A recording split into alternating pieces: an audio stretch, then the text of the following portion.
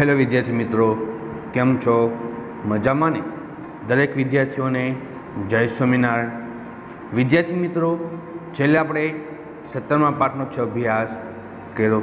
આજે આપણે એક નવા જ પાઠ તરફ આગળ વધીએ છીએ, જેમાં ચોથો પાઠ છે, જેમાં ભારતનો સાહિત્યિક વારસો. કારણ કે વિદ્યાર્થી મિત્રો, અગાઉ આપણે પ્રાકૃતિક વારસા વિશે માહિતી મેળવી, સાંસ્કૃતિક વારસા વિશે માહિતી મેળવી, તેમજ સાંસ્કૃતિક વારસા તરીકે શિલ્પ અને સ્થાપત્ય જોયું, તેમજ એ સાંસ્કૃતિક વારસા તરીકે લલિત કલાઓ અને હસ્તકલાઓ પણ છેલ્લે જોઈ. તો એ જ સ્વરૂપે સાહિત્ય ક્ષેત્રમાં જુઓ તો આપણને છે સાંસ્કૃતિક વારસામાં ઘણી બધી બાબતો આપણને છે શીખવા મળે છે. અને ખાસ વિદ્યાર્થી મિત્રો, આજે આપણે આ પાઠમાં જે પ્રાચીન સમયનું એટલે કે પ્રાચીન ભારતીય જે સાહિત્ય જે છે એની વિશે આપણે વાત કરશું, તેમજ આપણા બ્રાહ્મણ ગ્રંથો જે કાંઈ છે એના વિશે વાત કરશું, તેમજ મધ્યકાલીન સાહિત્ય વિશે એનો અભ્યાસ કરશું, તેમજ આપણી જે પ્રાચીન જે વિદ્યાપીઠો છે જે ચારે ચાર, કે જે નાલંદા, તક્ષશિલા, વારાણસી અને વલ્લભી, કે જે પ્રાચીન સમયમાં વિદ્યાર્થીઓને એ જ્ઞાન આપવા માટે અથવા તો એ શિક્ષણ આપવા માટે કે જે આ વિદ્યાપીઠો છે કાર્ય કરતી, તો તેનો પણ અભ્યાસ આજે આપણે આ પાઠમાં કરવાના છે. તો પાઠની શરૂઆત કરીએ.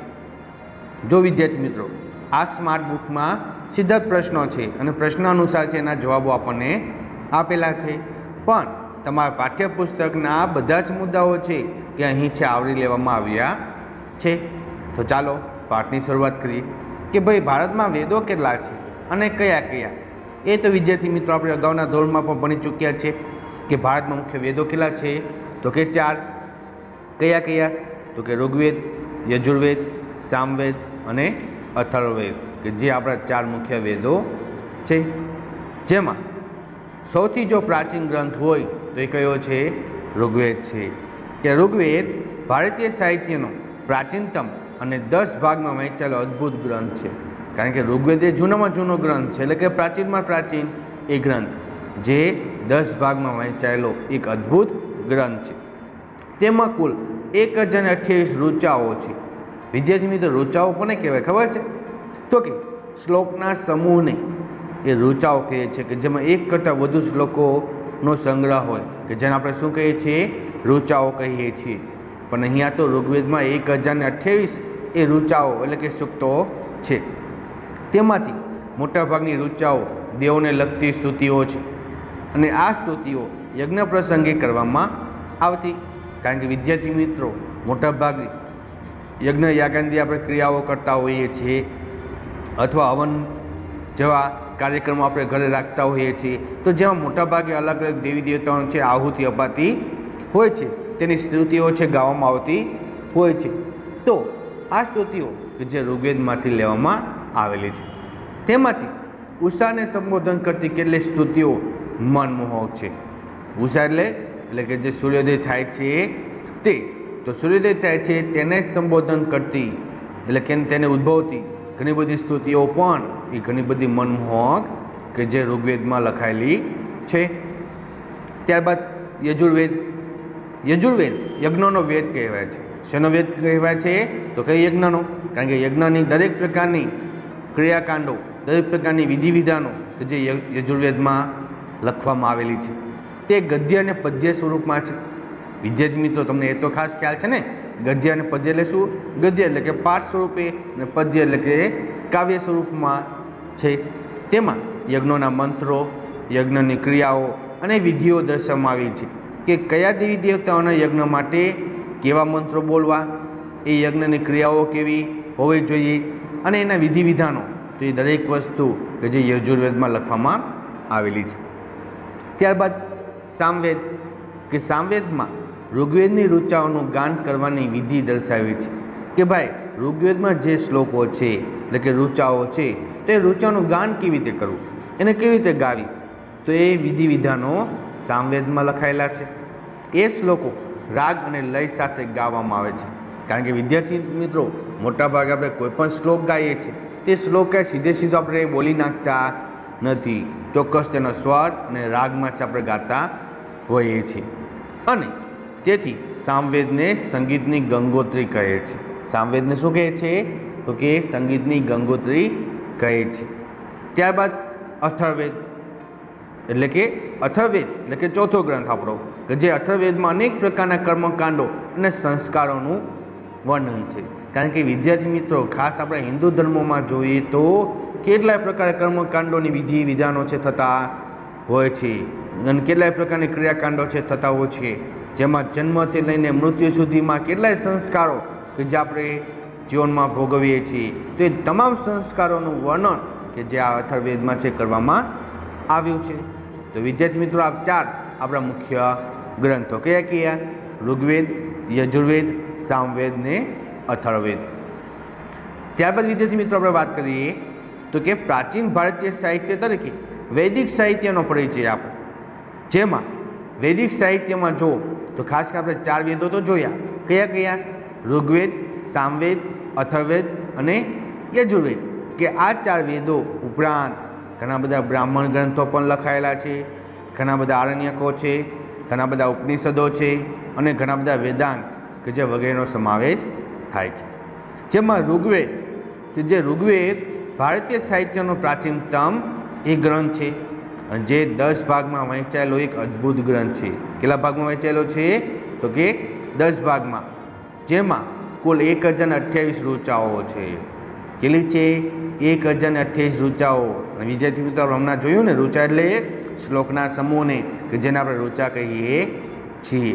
અને તેમાંથી મોટા ભાગની ઋચાઓ દેવોને લગતી સ્તુતિઓ છે, કે જે અલગ અલગ દેવી દેવતાઓની આહુતિ માટે એને યાદ કરીએ છીએ ત્યારે સ્તુતિઓ આપણે ગાઈએ છીએ. ત્યારબાદ સામવેદ, કે સામવેદમાં ઋગ્વેદના છંદોનું ગાન કરવાની વિધિ દર્શાવી છે. કે જે કાંઈ ઋગ્વેદના ગ્રંથો એના જે કાંઈ શ્લોકો છે, છંદો છે, એનું ગાન કેવી રીતે કરવું, તો એ દરેક પ્રકારની વિધિ દર્શાવી છે. અને આપણે એ પણ ખાસ ખ્યાલ છે કે સામવેદને સંગીતની ગંગોત્રી કહેવાય છે. ત્યારબાદ યજુર્વેદ, કે યજુર્વેદમાં યજ્ઞ વખતે બોલવામાં આવતા મંત્રો, ક્રિયાઓ અને વિધિઓ દર્શાવવામાં આવે છે. કે ભાઈ યજ્ઞ વખતે કેવા મંત્રો બોલવા, કેવા પ્રકાર ક્રિયાઓ કરવી, કેવા સ્વરૂપે આહુતિઓ આપવી, તો દરેક પ્રકારના વિધિ વિધાનો તેમાં દર્શાવવામાં આવ્યા છે. અને ત્યારબાદ ચોથો ગ્રંથ એટલે કે અથર્વવેદ, કે જેમાં અનેક પ્રકારના ક્રિયાકાંડો અને સંસ્કારોનું વર્ણન છે. કે જે અલગ અલગ પ્રકાર ક્રિયાકાંડો છે, જે કાંઈ યજ્ઞયાગાદિ જે કાંઈ ક્રિયાઓ છે, અથવા તો જન્મથી લઈને મૃત્યુ સુધીના જે કાંઈ સંસ્કારો છે કે જેનું વર્ણન છે કરવામાં આવ્યું છે. ત્યારબાદ બ્રાહ્મણ ગ્રંથો, જેમાં એ બ્રાહ્મણ ગ્રંથોમાં વૈદિક મંત્રોના અર્થો આપ્યા છે. કે આપણા પ્રાચીન સમયના જે વૈદિક જે મંત્રો જે છે ને એના અર્થ આપ્યા છે. કે ભાઈ એનો અર્થ શું થાય છે, એ જીવનમાં કેવી રીતે ઉપયોગી છે, તેમાં વિવિધ યજ્ઞો અને તેને લગતી વિધિઓ માટેનું માર્ગદર્શન પણ આપ્યું છે. કે ભાઈ અલગ અલગ પ્રકારના જે કાંઈ યજ્ઞો આપણે કરાવીએ છીએ, કે ભાઈ મોટાભાગે ગૃહ શાંતિ યજ્ઞ હોય, કોઈ દેવી દેવતાને લગતા યજ્ઞો હોય છે, તો એને લગતી જે કાંઈ વિધિ વિધાનો છે તો એના માટેનું માર્ગદર્શન તો કે આ બ્રાહ્મણ ગ્રંથોમાં આપવામાં આવ્યું છે. ત્યારબાદ આરણ્ય ગ્રંથો, કે આરણ્ય ગ્રંથો એ આર્યોએ જંગલમાં વસવાટ કરીને સતત ચિંતન કરીને રચેલું તત્વજ્ઞાનથી સભર એવું સાહિત્ય છે. યાદ છે વિદ્યાર્થી મિત્રો, આર્યો કે જે પ્રાચીન પ્રજાતિ હતી, કે જે પ્રાચીન પ્રજાતિ ભારતમાં આવેલી અને જંગલોમાં વસવાટ કરીને સતત ચિંતન કરતી, અને તેના દ્વારા જે રચાયેલું તત્વજ્ઞાનથી સભર જે સાહિત્ય તૈયાર થયું એને શું કહે છે, તો કે આરણ્યક ગ્રંથો કહે છે. ત્યારબાદ ઉપનિષદો, કે જેમાં ઉપનિષદો કે જે ભારતીય દાર્શનિક સાહિત્ય ગણાય છે. શું ગણાય છે, તો કે ભારતીય દાર્શનિક સાહિત્ય ગણાય છે. તેમાં બ્રહ્માંડનો આરંભ, કે ભાઈ બ્રહ્માંડની શરૂઆત ક્યારથી થઈ, એનો આરંભ ક્યારે થયો, જીવન શું છે, મૃત્યુ શું છે, ભૌતિક અને આધ્યાત્મિક જગત. કારણ કે વિદ્યાર્થી મિત્રો આપણે ભૌતિક જગત જોઈએ છીએ, પણ સાથોસાથ આધ્યાત્મિક જગત એટલે કે ધર્મ સાથે આપણે જોડાયેલા છીએ, દેવી દેવતાઓના ઉપાસના કરીએ છીએ, પૂજા અર્ચના કરીએ છીએ, તો એ આધ્યાત્મિક જગત તેમજ જ્ઞાન, પ્રકૃતિ તેમજ અનેક દાર્શનિક પ્રશ્નોનું વિવેચન કરવામાં આવ્યું છે. કારણ કે આખા બ્રહ્માંડનો અહીંયા અભ્યાસ કરવામાં આવ્યો છે કે ભાઈ બ્રહ્માંડની શરૂઆત ક્યારથી થઈ, જીવન શું છે, મૃત્યુ શું છે, ભૌતિક અને આધ્યાત્મિક જગત શું છે, જ્ઞાન શું છે, પ્રકૃતિ, તો દરેકને લગતા જે કાંઈ પ્રશ્નો છે એને વિવેચન કરવામાં આવ્યું છે કે જેની સવિસ્તાર માહિતી આપે છે. તેમજ બૃહદારણ્યક અને છાંદોગ્ય પ્રારંભિક ઉપનિષદો છે. ખાસ યાદ રાખજો કે સૌપ્રથમ કયા બે ઉપનિષદો રચાયા, તો કે પહેલું છે બૃહદારણ્યક, બીજું છે છાંદોગ્ય, કે જે પ્રાથમિક સમયમાં એ ઉપનિષદો લખાયેલા છે. ઉપનિષદો સંવાદ સ્વરૂપે છે. આપણે કેમ બે વ્યક્તિ આમને સામને આપણે સંવાદ કરીએ છીએ, એટલે કે ચર્ચા કરતા હોય, આમને સામને કોઈક પ્રશ્ન પૂછે, કોઈક જવાબ આપે, એ સ્વરૂપે અહીંયા ઉપનિષદમાં પણ સંવાદ સ્વરૂપે છે, જેમાં એકદમ સરળ સ્વરૂપે અને સુંદર વાક્યોમાં છે એ ગ્રહણ વિચારો છે રજૂ થયેલા છે. ત્યારબાદ વેદાંગ. આ સાહિત્યમાં કર્મકાંડો, જ્યોતિષ, વ્યાકરણ અને ખગોળશાસ્ત્રનો સમાવેશ થયેલો છે. કારણ કે વેદાંગ નામના જે ગ્રંથો લખાયા છે એ સાહિત્યમાં જે દરેક પ્રકારના કર્મકાંડો છે, કે ભાઈ જનોઈ આપવાની વિધિ હોય, લગ્નની વિધિઓ હોય, કોઈ મરણની વિધિઓ હોય, અથવા અલગ અલગ જે કાંઈ કર્મકાંડો છે તો એની વિશે માહિતી આપે છે. તેમજ જ્યોતિષશાસ્ત્ર વિશે, એટલે કે જ્યોતિષ ભવિષ્ય વિશે, ગ્રહો વિશેની માહિતી આપે છે. તેમજ વ્યાકરણ અને ખગોળશાસ્ત્રનો સમાવેશ થયેલો છે. ત્યારબાદ વિદ્યાર્થી મિત્રો, આપણા પ્રાચીન બે ગ્રંથો એટલે કે રામાયણ અને મહાભારત, કે જે આપણા હિન્દુ ધર્મના એ પ્રાચીન ગ્રંથો છે, કે જેને મહાકાવ્યો પણ કહી શકાય. તો એની ચર્ચા કરીએ કે રામાયણ અને મહાભારત ભારતના બે મુખ્ય મહાકાવ્યો છે. કેટલા છે? બે મુખ્ય મહાકાવ્યો. કયા કયા? રામાયણ અને મહાભારત. અને ખાસ વિદ્યાર્થી મિત્રો, પરીક્ષામાં 2 માર્કના પ્રશ્નમાં પણ આપણને પૂછાય છે કે રામાયણ અને મહાભારત વિશે સમજાવો અથવા તેના વિશે ટૂંકમાં માહિતી આપો. તો બંને વિશે છે આપણે ટૂંકમાં લખવું પડે. આ બંને મહાકાવ્યોની રચનામાં સેંકડો વર્ષો ગયા હતા. કારણ કે આજકાલથી નહીં પણ ઘણા બધા વર્ષો છે લાગી ચૂક્યા છે. જેમાં ઈસવીસનની 2જી સદીમાં આ મહાકાવ્યનું વર્તમાન સ્વરૂપ મળ્યું હતું. કારણ કે વિદ્યાર્થી મિત્રો, રામાયણ મહાભારતના જે કાંઈ પાત્રો છે કે જે પ્રાચીન સમયમાં છે એ સમયના એ દેવી દેવતાઓ છે ભજવેલા, પણ એનું સાચું સ્વરૂપ જો તો 2જી સદીમાં આ મહાકાવ્યનું વર્તમાન સ્વરૂપ છે મળ્યું હતું. મહાકવિ વાલ્મીકી રચિત રામાયણ એક મહાન સાહિત્ય કૃતિ છે. કે ભાઈ રામાયણની રચના કોને કરી? તો કે મહાકવિ વાલ્મીકી ઋષિએ કરી હતી, કે જે એક મહાન એક સાહિત્ય કૃતિ છે. તે મહાભારત કરતાં ઘણું નાનું છે. કારણ કે મહાભારત છે રામાયણ કરતાં મોટું છે. અને તેમાં અયોધ્યાના રાજા રામચંદ્રના જીવન પ્રસંગોની કથા છે. રામાયણમાં શું છે? તો કે અયોધ્યાના જે રાજા રામચંદ્ર છે ને, એ રામચંદ્રના જીવનના દરેક પ્રસંગોની કથા છે. અને વિદ્યાર્થી મિત્રો, આપ સૌએ એ રામાયણ અને મહાભારત છે એ જોયેલું છે જ. તેમાં અનેક દિલચસ્પ ઘટનાઓ અને સાહસોનું વર્ણન છે, કે ઘણી બધી નાની મોટી ઘટનાઓ છે એમાં બને છે. ઘણા બધા સાહસોનું વર્ણન પણ કરવામાં આવ્યું છે. અને મુનિ વેદવ્યાસ રચિત મહાભારત, કે જે વિશ્વનો સૌથી મોટો કાવ્ય ગ્રંથ છે. કે ભાઈ મહાભારતની રચના કોને કરી? તો મુનિ વેદવ્યાસ, અને જે આખા વિશ્વનો સૌથી મોટો કાવ્યનો ગ્રંથ છે. તેમાં લગભગ 1 લાખ શ્લોકો છે. વિદ્યાર્થી મિત્રો, કેટલા શ્લોકો છે એમાં? તો કે 1 લાખ શ્લોકો છે. મહાભારતનો મુખ્ય મુદ્દો તો કે કૌરવ અને પાંડવ વચ્ચે થયેલું યુદ્ધ છે. કે મુખ્ય પ્રશ્ન કયો છે? મુખ્ય બાબત અથવા તો મુખ્ય મુદ્દો કયો? તો કે કૌરવો અને પાંડવ વચ્ચે થયેલ યુદ્ધ છે. એ યુદ્ધ કથામાં અનેક નાની મોટી વાર્તાઓને જોડવામાં આવી છે. અને વિદ્યાર્થી મિત્રો, તમે મહાભારત જોયેલું છે, ને એ મહાભારતમાં જુઓ તો ઘણી બધી નાની મોટી વાર્તાઓ છે કે જે જોડવામાં આવે છે. ઘણા બધા પ્રસંગો છે કે જે એમાં વર્ણવવામાં આવ્યા છે. અને ભારતના અમૂલ્ય વારસાના સમાન એવા શ્રીમદ ભગવદ્ ગીતા પણ મહાભારતનો જ એક ભાગ છે. કારણ કે વિદ્યાર્થી મિત્રો, આપણે શ્રીમદ ભગવદ્ ગીતા જોઈએ છીએ, અને જે ભગવદ્ ગીતા એ મહાભારતનો જ એક નાનો મોટો અમૂલ્ય ભાગ છે. જેમાં જ્ઞાન, કર્મ અને ભક્તિ એ મોક્ષ પ્રાપ્તિના 3 માર્ગનું વિવેચન કરવામાં આવ્યું છે. કે ભાઈ મોક્ષ પ્રાપ્ત કરવો હોય તો 3 માર્ગો છે તમારી સામે. કયા કયા? તો કે જ્ઞાન, કર્મ અને ભક્તિ. જ્ઞાન એવું પ્રાપ્ત કરો કે જેનાથી તમને મોક્ષ પ્રાપ્ત થઈ શકે। કર્મ એવું કરો, કાર્ય એવું કરો કે જેનાથી તમને મોક્ષ પ્રાપ્ત થાય। અને આખરે છે ભક્તિ। ખબર છે ને આપણને કે જેમાં નરસિંહ મહેતા, મીરાબાઈ કે જેને ભક્તિના માર્ગે આગળ વધી અને મોક્ષ પ્રાપ્ત કરેલા। આ બંને મહાકાવ્યોએ સદીઓ સુધી ભારતના કરોડો લોકોના વિચારો અને સાહિત્ય સર્જન પર ગાઢ અસર કરી છે। કારણ કે આ બે મહાકાવ્યો એવા છે કે જેનાથી ભારતના નાગરિકોના જીવનમાં ઘણું બધું એ પરિવર્તન આવ્યું છે, તેના વિચારોમાં પણ એ ઘણું બધું પરિવર્તન આવ્યું છે। ત્યારબાદ વિદ્યાર્થી મિત્રો આપણે વાત કરીએ તો કે પ્રાચીન સમયના બૌદ્ધ સાહિત્ય વિશે, કે જેમાં પ્રારંભિક બૌદ્ધ સાહિત્ય પાલી ભાષામાં લખાયેલું હતું। કઈ ભાષામાં લખાયેલું હતું? તો કે પાલી ભાષામાં।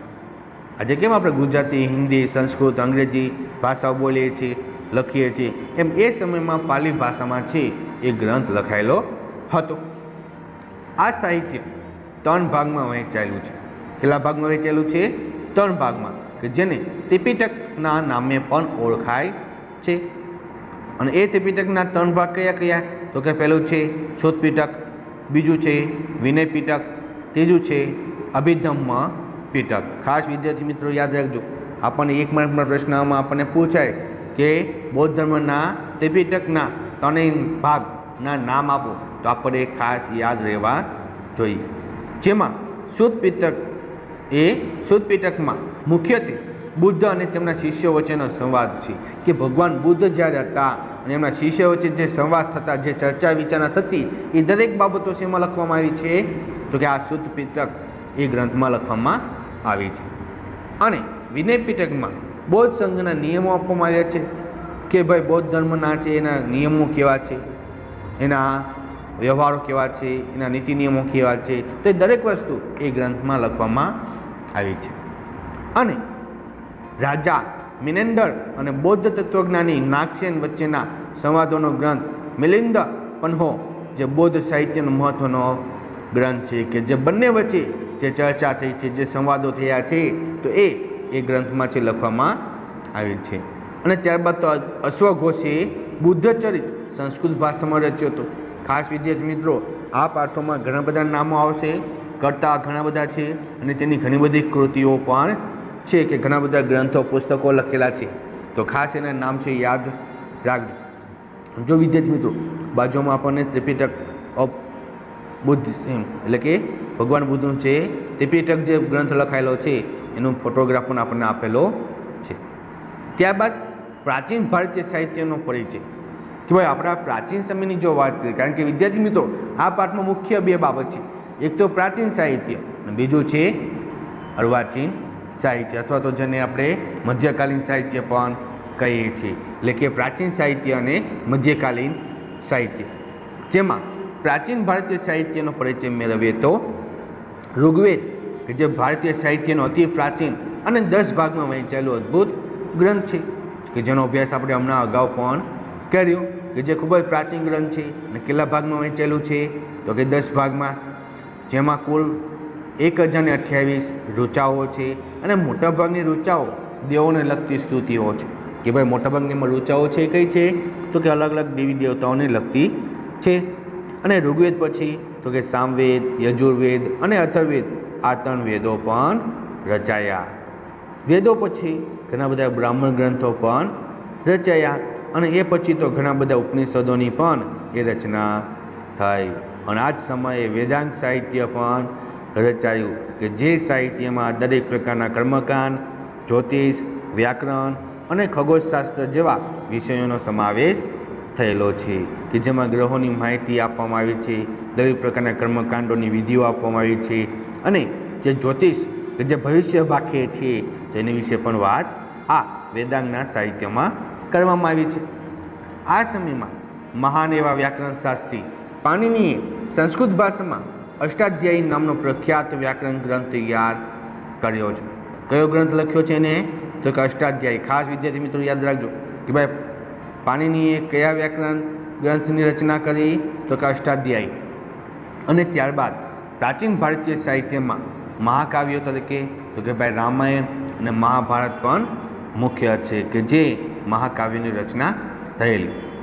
અને ત્યારબાદ તો પ્રારંભિક બૌદ્ધ ધાર્મિક સાહિત્ય કે જે પાલી ભાષામાં લખાયું કે જેને આપણે હમણાં ચર્ચા કરી કે જેમાં ત્રિપિટક તરીકે ઓળખાતા એટલે કે શુદ્ધ પીટક, વિનય પીટક અને અભિધમ્મ પીટક કે જે નામના એ 3 ગ્રંથો કે જે મુખ્ય છે. બૌદ્ધ સાહિત્યમાં મિલિંદ પન્હો એક મહત્વનો ગ્રંથ છે કે જેમાં પણ છે એ બૌદ્ધ ધર્મને લગતી છે બાબતો લખવામાં આવેલી છે. તેમજ ગુપ્ત યુગ સંસ્કૃત સાહિત્યમાં કાવ્ય અને નાટકના વિકાસનો સુવર્ણ યુગ ગણાય છે, કારણ કે એ સમયમાં ઘણા બધા કાવ્ય પણ લખાયેલા છે અને ઘણા બધા નાટકોની પણ રચના થઈ છે. આ સમયમાં કવિવર કાલિદાસ, ભવભૂતિ, ભારવી, ભર્તૃહરિ, બાણભટ્ટ, માઘ વગેરે મહાન સાહિત્યકારો પણ થઈ ગયા છે કે જેને પોતાના સમયમાં ઘણા બધા કાવ્યોની રચના કરી છે અને ઘણા બધા નાટકો પણ રચ્યા છે. એ પછીના સમયમાં શંકરાચાર્ય ભાષ્યની રચનાઓ કરી અને ઘણા બધા એમાં વિભાગો રચ્યા કે જેના કારણે ઘણું બધું સાહિત્ય આપણને પ્રાપ્ત થયેલું છે.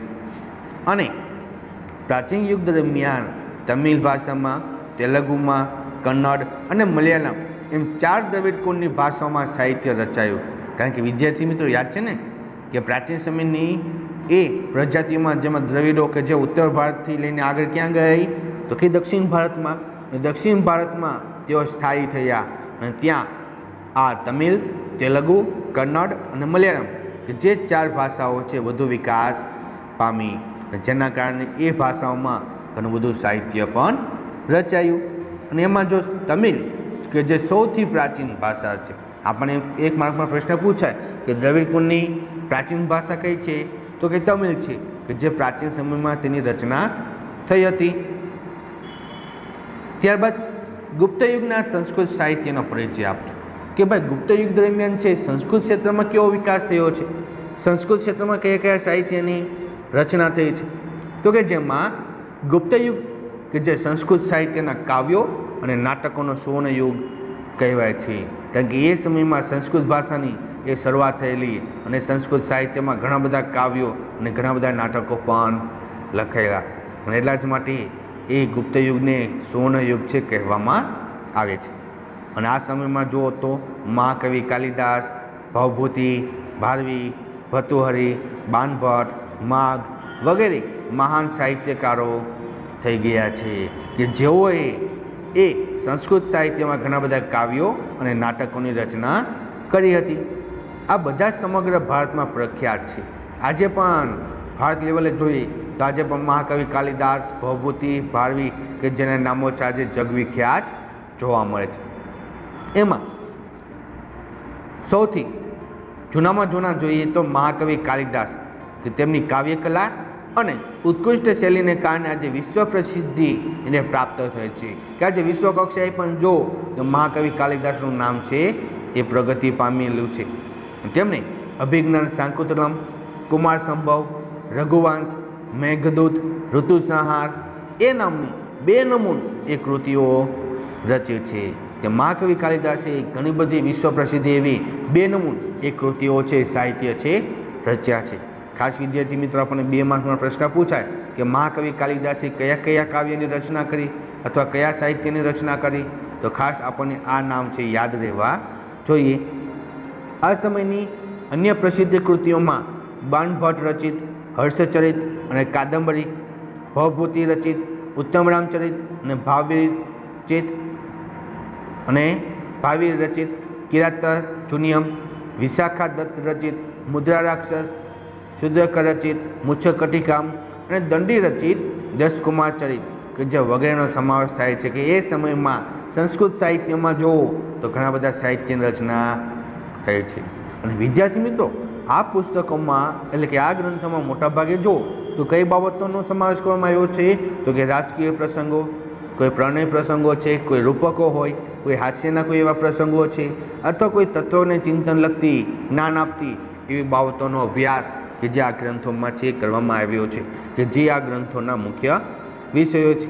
એમાં જો આપણને નીચે એના ફોટોગ્રાફ આપેલા છે કે જ્યાં મેઘદૂત, કુમાર સંભવ અને અભિજ્ઞાન શાકુંતલમ કે જે ગ્રંથો કે જે પ્રાચીન સમયમાં વિકાસ પામ્યા હતા. અને વિદ્યાર્થી મિત્રો સાથોસાથ એ સમયે આપણા ગુજરાતી ક્ષેત્રે જુઓ તો ગદ્ય અને પદ્ય સાહિત્ય વિશે પણ ઘણી બધી નોંધો છે લખાયેલી છે, જેમાં પ્રાચીન યુગથી જૂની ગુજરાતી ભાષામાં પદ્ય સાહિત્ય રચાતું હતું. પદ્ય એટલે કે કાવ્ય સ્વરૂપે, કે જેમાં ગીતો છે ગાવામાં આવતા, પંક્તિઓ છે ગાવામાં આવતી, કાવ્ય છે ગાવામાં આવતા હતા.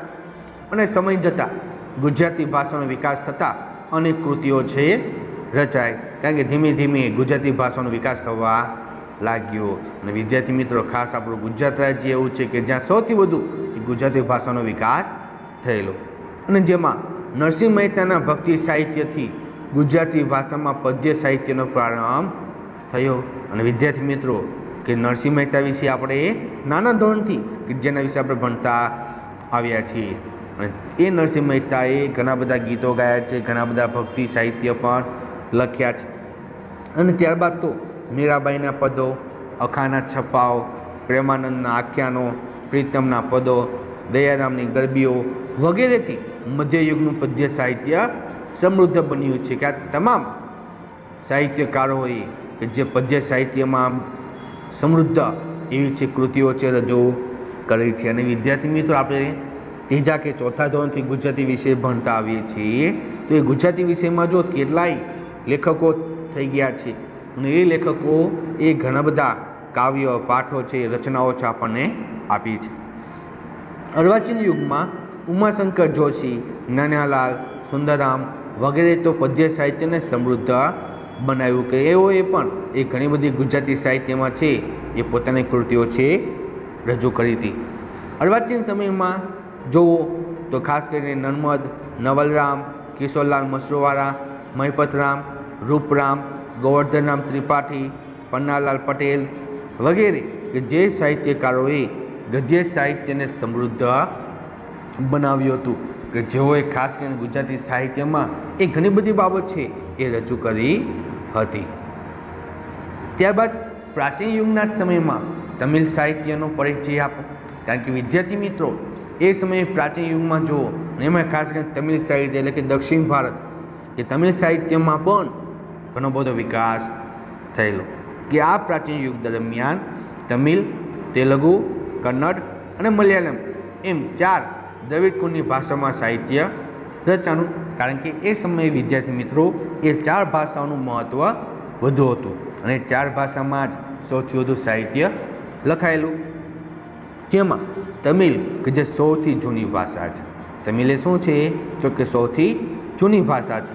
તમિલ સાહિત્ય ઈસવીસનના પ્રારંભના સમયમાં રચાયેલું છે, કે ભાઈ ઈસવીસનની જ્યારે શરૂઆત થાય, એનો પ્રારંભ થયો ત્યારથી જ આ તમિલ ભાષા છે રચાયેલી છે, અને એમાં સાહિત્ય લખાયેલા છે. આ સમયમાં ભારતની પ્રાચીન એટલે કે પ્રચલિત એવી પરંપરા મુજબ 3 સંગમોની રચના થઈ છે, કે જે એ સંગમમાં આશરે અનેક સંતો, અનેક કવિઓએ પોતાની કૃતિઓ છે રચી, જે સંગમ સાહિત્ય તરીકે ઓળખાય છે, કે જેમાં ઘણા બધા અનેક સંતોએ, ઘણા બધા કવિઓએ કે જે પોતાની કૃતિઓ છે રચી છે. અને આ કૃતિઓમાં જુઓ તો રાજનીતિ વિશે, યુદ્ધ વિશે, કોઈ પ્રેમના સંબંધો વિશે વગેરે સંગમ સાહિત્યના મુખ્ય વિષયો હતા, કે જેને લગતી બાબતો છે કે આ ગ્રંથોમાં લખવામાં આવતી હતી. એ ઉપરાંત એતુથોકઈ કે જે 8 કાવ્યોનું સંકલન છે, એ ઉપરાંત તોલકાપ્યમ જે આખો એક વ્યાકરણ ગ્રંથ છે, અને પથ્થુપાતુ કે જે 10 ગીતોનો સંગ્રહ છે. તો એ 3 સંગમ એ સાહિત્યના પ્રખ્યાત ગ્રંથો છે, એટલે કે સંગમ સાહિત્યમાં જો તે 3 મુખ્ય એ પ્રાચીન ગ્રંથો છે. એ ઉપરાંત કવિ તિરુવલ્લુવરે કુરલ નામના પ્રખ્યાત કાવ્ય સંગ્રહની રચના કરી છે. ખાસ વિદ્યાર્થી મિત્રો નામ યાદ રાખજો કે તિરુવલ્લુવરે કુરલ નામના પ્રખ્યાત કાવ્ય સંગ્રહ રચેલો. તેમાં જીવનના અનેક પાસાનું વિવેચન કરવામાં આવ્યું છે, કે જીવનમાં કયા કયા એ સમસ્યા ઊભી થાય છે, આર્થિક ક્ષેત્રે, સામાજિક ક્ષેત્રે જે કાંઈ પ્રશ્નો ઊભા થાય છે, તો જીવનના દરેક પાસાનું એ વિવેચન કર્યું છે. તેમજ શિલ્પતિ કારમ અને મણિમેખલાઈ જે પ્રારંભિક તમિલ સાહિત્યના પ્રખ્યાત ગ્રંથો છે, કે પ્રારંભિક સમયમાં એ તમિલ સાહિત્યમાં છે કે જે એ ગ્રંથોની છે રચના છે થયેલી છે. ત્યારબાદ મધ્યયુગના સંસ્કૃત સાહિત્યનો ટૂંકમાં પરિચય આપો, કારણ કે મધ્યયુગ દરમિયાન પણ વિદ્યાર્થી મિત્રો કે સંસ્કૃત સાહિત્યનો છે એ ઘણો બધો વિકાસ છે થયેલો હતો, જેમાં મધ્યયુગની શરૂઆતમાં કાશ્મીરમાં સોમદેવે કથાચરિત સાગર અને કલ્હાણે રાજતરંગીની નામના મહાન ગ્રંથો રચ્યા હતા. ખાસ યાદ રાખજો કે મધ્યયુગ દરમિયાન જો તો એ મધ્યયુગમાં કાશ્મીરમાં સોમદેવે કયો ગ્રંથ લખ્યો તો કે કથાચરિત સાગર, અને કલ્હાણે તો કે રાજતરંગીની નામના એ મહાન ગ્રંથોની રચના કરી.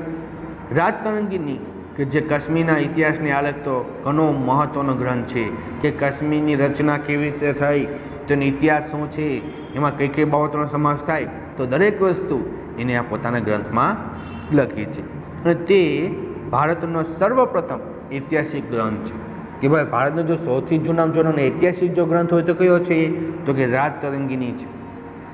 ત્યારબાદ કવિ જયદેવે ગીત ગોવિંદ નામના કાવ્ય ગ્રંથની રચના કરી, અને આ કાવ્ય સંગ્રહ સંસ્કૃત સાહિત્યનો અતિ સુંદર કાવ્ય સંગ્રહ છે કે જેમાં સંસ્કૃત સાહિત્ય ક્ષેત્રે એ ઘણી બધી બાબતો છે એ લખવામાં આવી છે. દક્ષિણ ભારતમાં શંકરાચાર્યે ભાષ્યની રચના કરી. ખાસ યાદ રાખજો, દક્ષિણ ભારતમાં શંકરાચાર્યની રચના કરી તો કે ભાષ્યની રચના કરી, અને એ ભાષ્યમાં ઘણા બધા છે એ બાબતોની રચના કરવામાં આવી છે.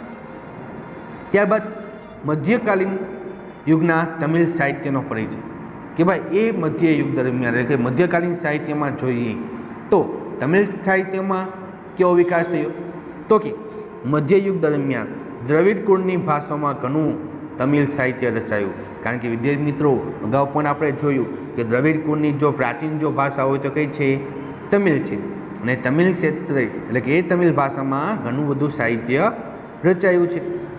તેમાં કન્નડ સાહિત્ય પર જૈન ધર્મની ગાઢ અસર થઈ.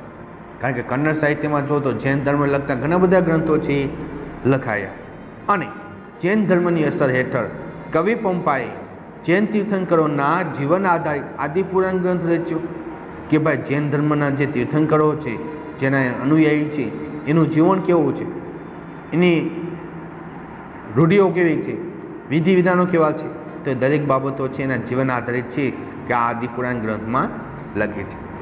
એ ઉપરાંત કવિ પોન્નાએ 16મા જૈન તીર્થંકર શાંતિનાથના જીવન પર શાંતિપુરાણ નામનો ગ્રંથ તૈયાર કર્યો હતો, એના જીવન ઉપર આધારિત કે જે ગ્રંથની રચના થયેલી. અને કવિ રન્નાએ અજિતનાથ પુરાણ અને ગદા યુદ્ધ નામના ગ્રંથો રચ્યા છે કે જે અજિતનાથ જે પુરાણ છે અને જે ગદા જે યુદ્ધ જે છે એ બાબતોની વિસ્તૃતથી માહિતી એને પોતાના ગ્રંથમાં આપી છે. અને આ યુગમાં તો કવિઓ એટલે કે પંપા, પોન્ના અને રન્ના કે જે પ્રારંભિક કન્નડ સાહિત્યની ત્રિમૂર્તિ ગણાય છે. ખાસ યાદ રાખજો વિદ્યાર્થી મિત્રો કે કન્નડ સાહિત્યની ત્રિમૂર્તિ તરીકે કોને ઓળખવામાં આવે છે તો કે કવિ પન્ના, કવિ પોન્ના અને કવિ રન્નાને એ ઓળખવામાં આવે છે. એ ઉપરાંત કવિ કમલે તમિલ ભાષામાં રામાયણની રચના કરી. કારણ કે વિદ્યાર્થી મિત્રો આપણું જે રામાયણ અને મહાભારત જો એ મૂળ તો કઈ ભાષામાં લખાયેલું છે યાદ છે ને?